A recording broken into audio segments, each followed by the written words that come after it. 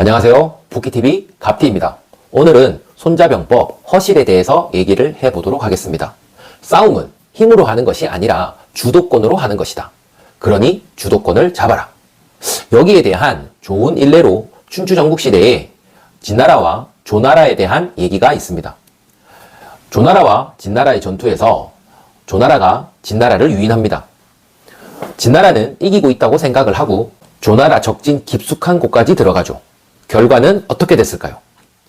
보급이 끊기고 후퇴로가 막히며 기다리는 지용군은 오지 않게 되는 겁니다.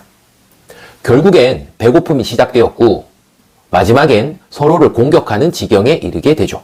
결국 40만 대군은 항복하게 되었습니다.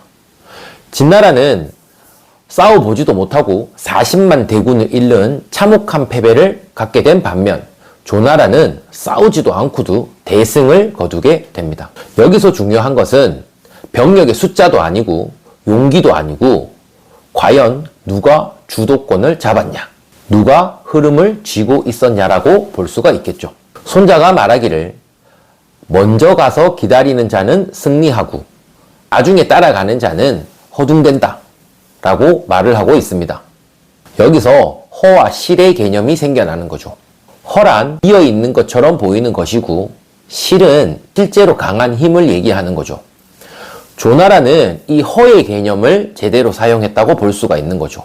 마치 자기들이 약한 것처럼 보이게 해서 진나라를 자기 진영 안쪽까지 끌어들이게 되는 거죠. 조나라는 일부러 약하게 보였고 일부러 진영도 쌓지 않았습니다. 그리고 바로 공격도 하지 않은 거죠. 그래서 진나라는 조나라가 준비가 되지 않았다라고 착각을 하게 되는 거죠. 이것이 바로 느슨함에 대한 연기였습니다. 손자가 말하기를 없애려면 잠시 살려두고 약하게 하려면 잠시 강하게 만들어라. 이것은 즉 미명, 겉으로는 보이지만 실체는 보이지 않는다라는 뜻이죠. 적은 실제로 보고 있다라고 생각하지만 결국엔 아무것도 보고 있지 않는 상황이 되는 거죠. 이것이 바로 전략의 핵심입니다. 이 내용을 현대에도 적용을 한번 해보도록 하겠습니다.